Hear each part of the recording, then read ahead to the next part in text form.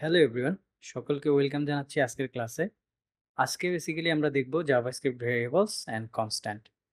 আসলে ভেরিয়েবল কি, কিভাবে কাজ করে, what is the basic syntax of variable and constant, এই জিনিসটা দেখার চেষ্টা করব প্রথমত। এবং ভেরিয়েবল এবং কনস্ট্যান্ট নিয়ে যতগুলো মানে আমাদের মধ্যে ইস্যু তৈরি হয় সেই জিনিসগুলো খুব সুন্দরভাবে ক্লিয়ার করার চেষ্টা করব এবং প্রত্যেকটার স্কোপগুলো আমরা এই ভিডিওতে জানার চেষ্টা করব। ওকে, তো আপনারা স্ক্রিনে দেখতে পাচ্ছেন যে হচ্ছে আমি জাস্ট হচ্ছে একটা ইন্ট্রোডাক্টরি টেক্সট এখানে দেখতে পাচ্ছেন, জাভাস্ক্রিপ্ট ভেরিয়েবলস অ্যান্ড কনস্ট।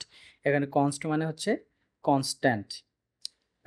তো আমরা পরের স্লাইডটাতে দেখলেই বুঝতে পারবো আসলে জিনিসগুলো কি। ওকে, তো আমরা এখানে দেখতে পাচ্ছি হোয়াট ইজ ভেরিয়েবল। হ্যাঁ, প্রথমত হচ্ছে আমাদের ভেরিয়েবল কি এই জিনিসটা জানা উচিত। So variable is a container where you can store data. মানে সহজ মোদ্দা কথায় হচ্ছে ভেরিয়েবল এমন একটা বক্স বা হচ্ছে একটা বাক্স যেখানে আমরা কি করি, আমরা কিছু ডাটা রাখতে পারি। হ্যাঁ, সেটা যে কোনো ধরনের ডাটা হইতে পারে, সেটা আমরা রাখতে পারি। So in JavaScript variables hold values that can change or stay constant, যেটা আমরা একটু আগে বললাম যে ভেরিয়েবলের মান বা যে ভ্যালুগুলো আমরা মানে সেই ভেরিয়েবলের ভিতরে রাখতেছি, সেই বক্সের মধ্যে রাখতেছি, সেটার মান চেঞ্জ হইতে পারে, আবার কনস্ট্যান্ট বা হচ্ছে একটা ধ্রুবক আকারে থাকতে পারে যেটার মান কখনো চেঞ্জ হবে না। সো এটা হচ্ছে একদম বেসিক একটা মানে চিন্তা ভাবনা, বা এটা এটা এটা হচ্ছে মাথায় রাখতে হবে। আমরা প্রথমে থিওরিটিক্যাল ব্যাপারগুলো একটু দেখি, দেখার চেষ্টা করি, এরপরে হচ্ছে আমরা প্র্যাকটিক্যালি যাব আর কি। সো একটু লেন্দি হইতে পারে ভিডিওটা, একটু ধৈর্য নিয়ে দেখতে হবে। হ্যাঁ, সো ভেরিয়েবল ডিক্লেয়ার করতে পারবো কিভাবে? জাভাস্ক্রিপ্টে আমরা ভেরিয়েবল তিনভাবে ডিক্লেয়ার করতে পারি। প্রথমত হচ্ছে var কিওয়ার্ড ব্যবহার করে, সেকেন্ড হচ্ছে let কিওয়ার্ড ব্যবহার করে, এবং থার্ড হচ্ছে const কিওয়ার্ডটা ব্যবহার করে। এখন var কিওয়ার্ডটা আমরা খুব মানে রেয়ারলি ইউজ করব, বা হচ্ছে এরকমও হতে পারে যে আমরা ইউজই করব না, কারণ varটা হচ্ছে ওল্ড ওয়ে প্লাস হচ্ছে স্কোপের কোনো একটা মানে কিছু প্রবলেম আছে, যার কারণে আসলে আমরা var কিওয়ার্ডটা ইউজ করব না। আমরা বেসিক্যালি লেট আর হচ্ছে কনস্ট এই দুইটা কিওয়ার্ড ব্যবহার করে আমাদের ভেরিয়েবলগুলো ডিক্লেয়ার করব। এরপরে হচ্ছে লেট কিওয়ার্ডের জন্য আসলে আমাদের দুইটা জিনিস একটু দেখি আমরা, যে হচ্ছে এর আসলে ফিচারগুলো কি। হ্যাঁ, সো লেট কিওয়ার্ড এটা হচ্ছে ব্লক স্কোপ, মানে এটার স্কোপটা হচ্ছে একদম লিমিটেড একটা স্কোপ, যেরকম বলতে পারি যে হচ্ছে একটা ব্লকের মধ্যে থাকে, যেরকম ইএফ এলস ব্লকের মধ্যে থাকতে পারে। হ্যাঁ, এরকম হচ্ছে কিছু ব্লকের ভিতরেই সীমাবদ্ধ, এর বাইরে সে কাজ করে না। আর এটা হচ্ছে রিঅ্যাসাইন করা যায়। হ্যাঁ, মানে একবার ডিক্লেয়ার করার পরে আলাদা আলাদা ভ্যালু একেক সময় যখন যেটা আমরা রাখতে চাই এখানে রাখতে পারবো আমরা। এটা হচ্ছে একদম মানে বেসিক একটা আইডিয়া। সো আমরা একটা এক্সাম্পলও দেখতে পাচ্ছি যেখানে হচ্ছে লেট কিওয়ার্ড দিয়ে স্কোর নামে একটা ভেরিয়েবল ডিক্লেয়ার করা হয়েছে, যেখানে হচ্ছে ফার্স্ট 90 ছিল এবং পরবর্তীতে সেই স্কোরের ভিতরে আবার হচ্ছে অ্যাসাইন করা হচ্ছে 95। ওকে, সো আমরা এইভাবে রিঅ্যাসাইন করতে পারবো, এবং এটার আরেকটা জিনিস মাথায় রাখতে হবে, এটা কিন্তু ব্লক স্কোপ।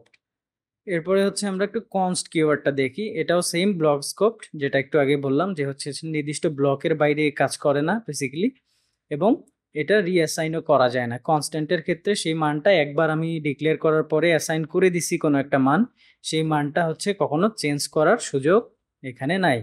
এক্সাম্পল হিসেবে আমরা এখানে দেখতে পাচ্ছি হচ্ছে পাই এর মানটা দেওয়া আছে। তো পাই যেহেতু ধ্রুবক বা হচ্ছে পরিবর্তন করার কোনো অপশন নাই, সেক্ষেত্রে আমরা এর সামনে কনস্ট কিওয়ার্ডটা ব্যবহার করছি। এর মানে এই না যে হচ্ছে যেগুলো প্রি বিল্ড করা আছে সেগুলোই হচ্ছে আপনি কনস্টে ব্যবহার করবেন, এরকমটা না। আপনি চান আপনার ফুল সিস্টেমে এরকম একটা ভেরিয়েবল থাক যেটার মান একদম কনস্ট্যান্ট থাকবে সব জায়গায়, কোথাও কোনো রকম পরিবর্তন করার সুযোগ আপনি দিবেন না, সেক্ষেত্রে হচ্ছে কনস্ট কিওয়ার্ডটা আমরা ব্যবহার করতে পারি। ওকে, এরপর হচ্ছে var কিওয়ার্ডের, যেটা হচ্ছে ওল্ডার ভার্সন আর কি। আমরা এটা দেখি, এটা হচ্ছে ফাংশন স্কোপ। আপনি একটা ফাংশনের সাথে কাজ করলে দেখা গেছে সেই ফাংশনের প্রত্যেকটা জায়গায় হচ্ছে আপনি এটাকে কাজ করাইতে পারবেন, বা হচ্ছে ইভেন বাইরে চলে আসতে পারে, ফাংশনের বাইরেও সেই ফাংশনকে অ্যাক্সেস করতে পারলে সেই মানে ভেরিয়েবলটাও সুন্দরভাবে অ্যাক্সেস করা পসিবল। আর it can be declared and reassigned, এটা হচ্ছে রিডিক্লেয়ার করা যাবে আবার রিঅ্যাসাইনও করা যাবে। আপনি বারবার হচ্ছে var abc var abc এরকম হচ্ছে রিডিক্লেয়ার করতে পারবেন, প্লাস হচ্ছে সেই var abc এর মধ্যে বারবার মানও মানে মানটাও হচ্ছে চেঞ্জ করতে পারবেন, নতুন নতুন মান ঢোকাইতে পারবেন। আবার হচ্ছে ক্যান কজ আনএক্সপেক্টেড বিহেভিয়ার, অনেক সময় দেখা যায় যে হচ্ছে মান নিয়ে মানে প্রবলেম করে, কনফ্লিক্ট করে। সো এই জিনিসটা আমরা চেষ্টা করব মানে এটা ব্যবহার না করার, বার, আমরা হচ্ছে বারের পরিবর্তে লেট ব্যবহার করব এবং এরকম যদি কোনো মান হয় যেখানে হচ্ছে আমাদের চেঞ্জ হচ্ছে না, সেক্ষেত্রে আমরা কনস্ট ব্যবহার করব। ওকে, আহ এখন হচ্ছে এই যে আমরা ব্যবহার করতেছি এবং কখন ব্যবহার করতেছি, কি কারণে ব্যবহার করছি, এই জিনিসগুলো হচ্ছে আমরা মানে অলরেডি অনেক অংশে জেনে গিয়েছি। তারপরে হচ্ছে আমরা এখানে কিছু নোট রাখছি, এগুলো হচ্ছে আমরা একটু দেখব। ইউজ কনস্ট বাই ডিফল্ট, প্রথম অবস্থায় হচ্ছে আমরা সবসময় চেষ্টা করব কি কনস্ট ব্যবহার করার।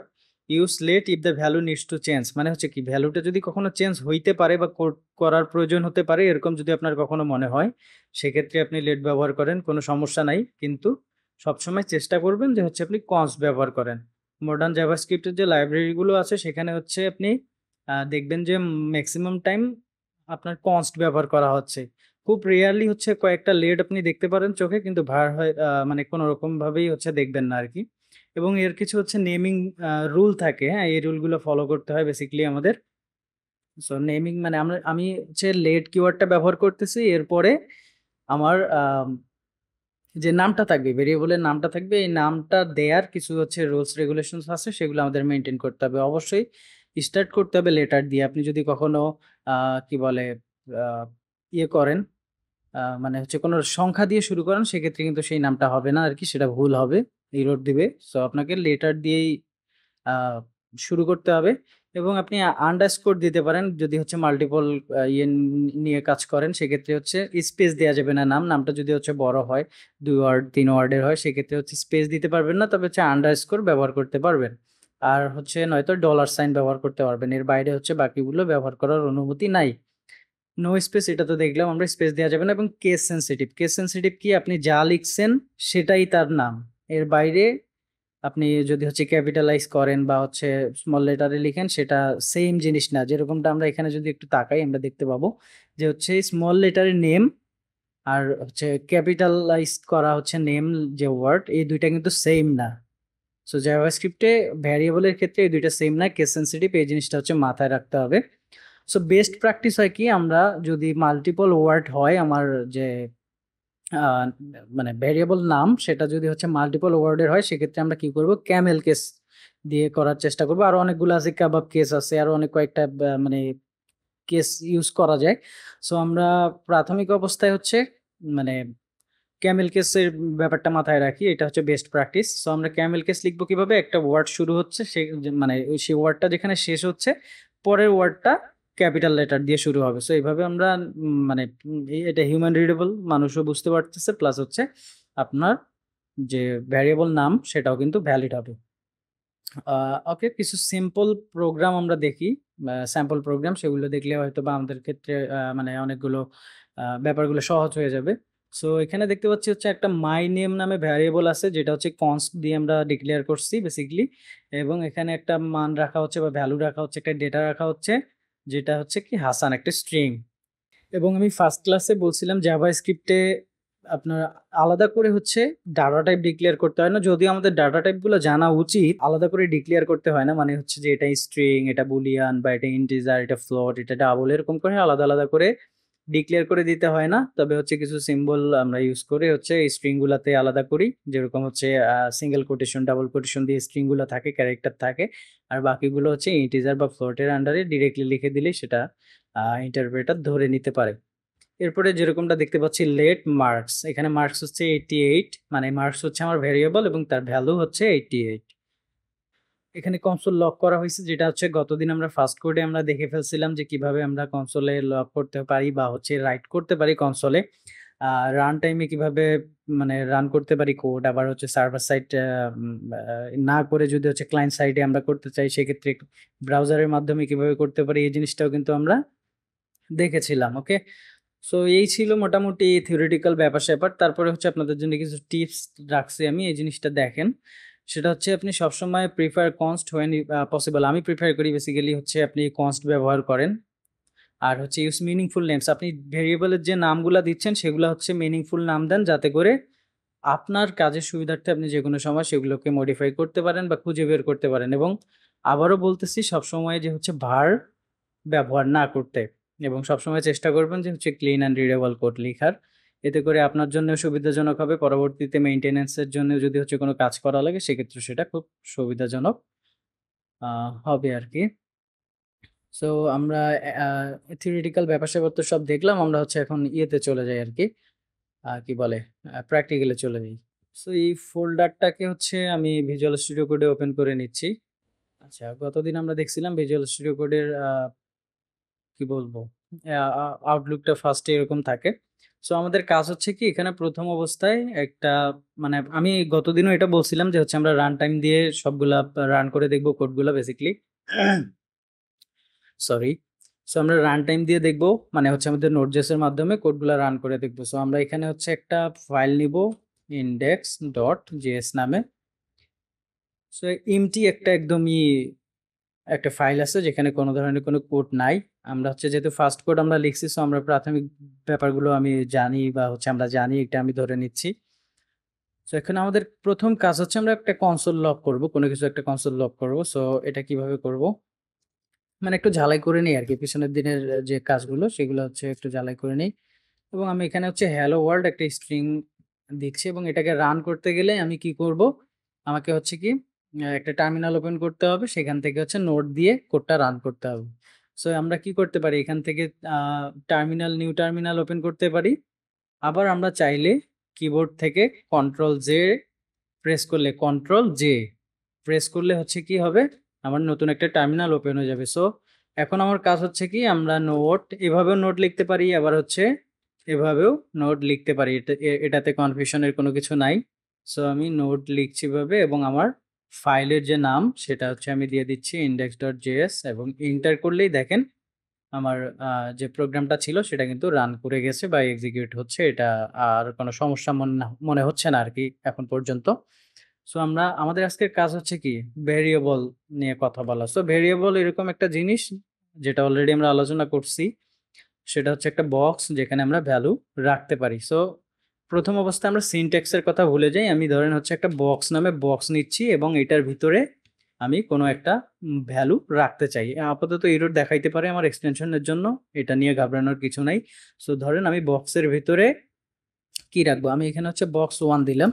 বক্স 1 এর ভিতরে আমি রাখতেছি হচ্ছে ডাবল কোটেশনের ভিতরে আ এখানে রাখতেছি হচ্ছে রাইস। ওকে? সো এখানে আমি রাখতেছি রাইস এবং আরেকটা নিচ্ছি বক্স 2 নামে, যেখানে আমি হচ্ছে বিনস রাখতে পারি বা হচ্ছে রাখলাম আরকি বিনস এবং আরেকটা নিবো সেটা হচ্ছে বক্স 3, যেখানে আমি রাখবো হচ্ছে একটা নাম্বার, হ্যাঁ? বা হচ্ছে একটা সংখ্যা। ধরেন আমি হচ্ছে 10 রাখতেছি, ওকে? তো এই হচ্ছে আমার বেসিক্যালি ব্যাপার। আমি বক্স 1 এ রাইস রাখলাম, বক্স 2 তে বিনস রাখলাম এবং বক্স 3 তে আ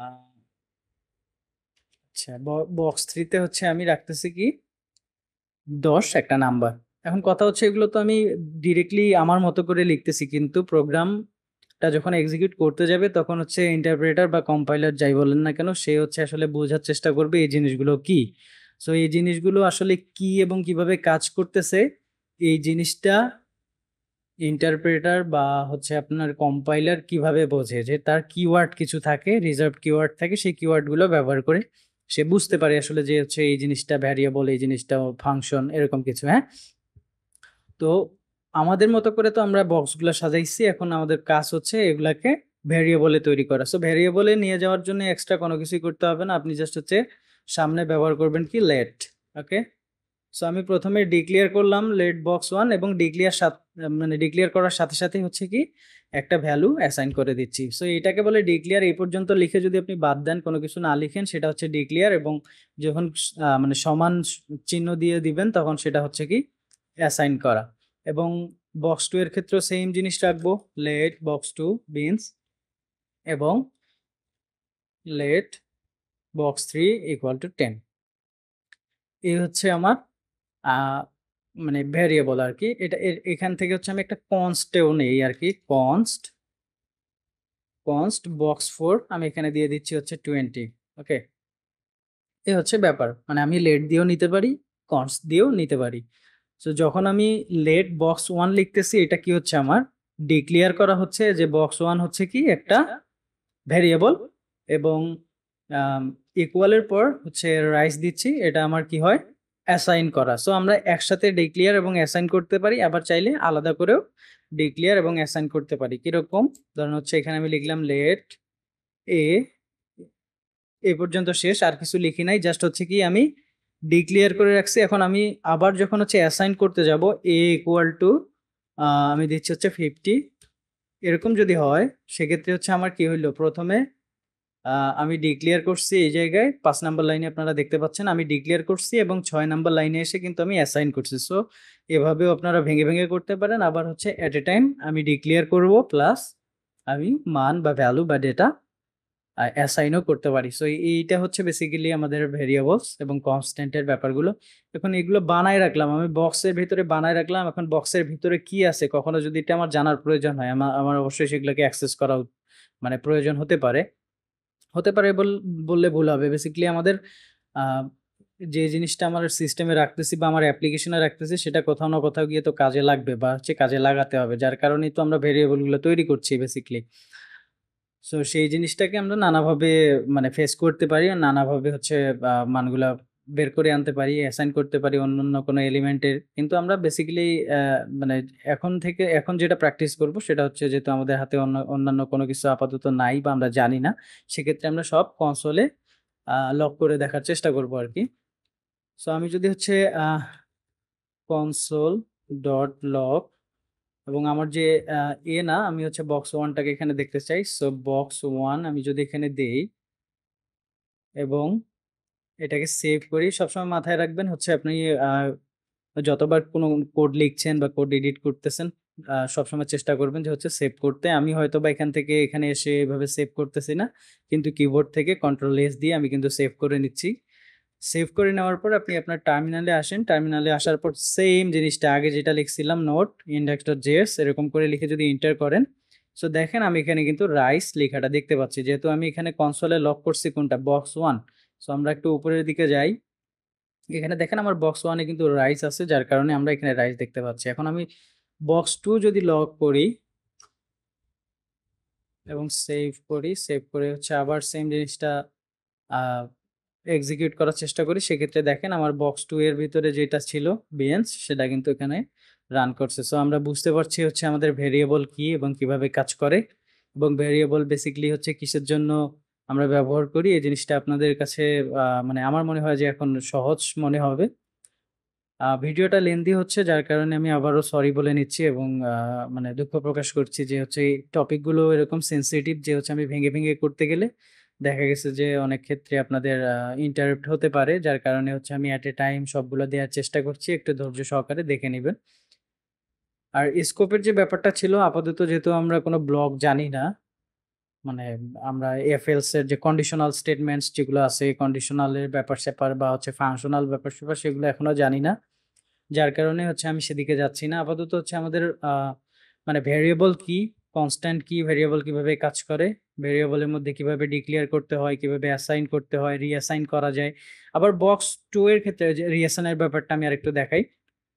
বক্স 2 এ আমরা বিনস অলরেডি রাখছি, এবং এরপরে যদি হচ্ছে আমি এখানে বক্স 2 আবার নেই, নিয়ে হচ্ছে এবার চেঞ্জ করে দিয়ে পাস্তা রাখি, বিনস রাখলাম না, পাস্তা রাখছি। এখন আবার যদি হচ্ছে এখানে আমি সেটা রান করি, দেখেন এবার কিন্তু পাস্তা আসবে। কারণ কি, আমি এরপরে বক্স 2 এর যে মান সেটা কিন্তু চেঞ্জ করে দিয়েছি। এটা একটু আমি নিচে নিয়ে আসি, তাহলে হচ্ছে আপনাদের দেখতে সুবিধা হবে। সো ফার্স্ট বিনস থাকলেও আমি লক করার আগেই কিন্তু বক্স 2 এ রিঅ্যাসাইন করে দিয়েছি একটা মান, একটা ডেটা বা একটা ভ্যালু। সেক্ষেত্রে কিন্তু আমার বক্স 2 এর লাস্ট যে মানটা ছিল বা আমার লাস্ট যে ডেটাটা ছিল সেটা কিন্তু এখানে প্রিন্ট করতেছে। আবার হচ্ছে এখানে অনেকগুলো এরকম কনসোলে চলে আসতে পারে, অনেকগুলো হচ্ছে আপনার লাইন চলে আসতে পারে। সেক্ষেত্রে আপনি আপনার টার্মিনালটা ক্লিয়ার করতে পারেন। আ সেক্ষেত্রে আপনি সিএলএস দিতে পারেন বা হচ্ছে ক্লিয়ার লিখেও কাজ করতে পারেন। ক্লিয়ার লিখে এন্টার করলে আপনার আগেরগুলো মুছে যাবে, আর নতুন করে হচ্ছে আপনি কমান্ড দিতে পারবেন। সো এই হচ্ছে বেসিক্যালি আমাদের ভেরিয়েবল এবং কনস্ট্যান্টের যে জিনিসপত্র জানার দরকার সেগুলো আমরা জেনে নিলাম। এবং সবথেকে বড় ব্যাপার হচ্ছে কি, আপনার ধৈর্য সহকারে জিনিসগুলো শিখতে হবে এবং প্রচুর পরিমাণে কি বলবো, প্র্যাকটিস করতে হবে। প্র্যাকটিসের বাইরে গিয়ে আসলে কোনো কিছু করাই সম্ভব না। সবথেকে বড় ব্যাপার হচ্ছে ২০২৫ সালে বা ২৬ সালে এসে তো মানে শেখার যে মাত্রাটা সেটা হচ্ছে অনেক অংশেই বাড়াতে হবে। আসলে আগের মতো করে একটু শিখলাম, কাজ করলাম এরকমটা করলে হয়তোবা আপনি খুব বেশি দূর আগাইতে পারবেন না। সো আপনার ফার্স্ট যে হচ্ছে মানে বেসটা এটাকে খুব বেশি স্ট্রং করতে হবে। সো আমি এতটুকুই সাজেস্ট করব যে হচ্ছে মানে যতটুকুই আপনি দেখছেন বা হচ্ছে শিখছেন সেটা খুব ভালোভাবে একদম ইন ডেপথ শেখার চেষ্টা করেন। সো আমার মনে হয় যে আপনার আ ইন নিয়ার ফিউচার এ হচ্ছে আপনাকে আটকানোর মতো আর কোনো মানে ইস্যু দাঁড়াবে না। সো আজকে আমি এই পর্যন্তই রাখছি। দা বা নেক্সট ক্লাসে আমরা আরো নতুন একটা টপিক নিয়ে আলোচনা করব। সো ভালো থাকবেন, সুস্থ থাকবেন। মোস্ট ইম্পোর্টেন্টলি এয়ারস অফ বিডির সাথেই থাকবেন। দেখা হচ্ছে নেক্সট ক্লাসে। আরেকটা ব্যাপার হচ্ছে আপনি যদি আমার চ্যানেলে নতুন হয়ে থাকেন সেক্ষেত্রে চ্যানেলটা অবশ্যই সাবস্ক্রাইব করতে হবে এবং এই ভিডিওটা যদি আপনার বিন্দুমাত্র উপকারী মনে হয়ে থাকে সেক্ষেত্রে আপনার এই ভিডিওটাতে লাইক দিতে হবে এবং আপনার কোনো ইস্যু চলে আসলে বা কোনো প্রবলেম মনে হলে সেক্ষেত্রে হচ্ছে কমেন্ট সেকশনে জানাতে পারেন। So see you again in next class. Bye, by.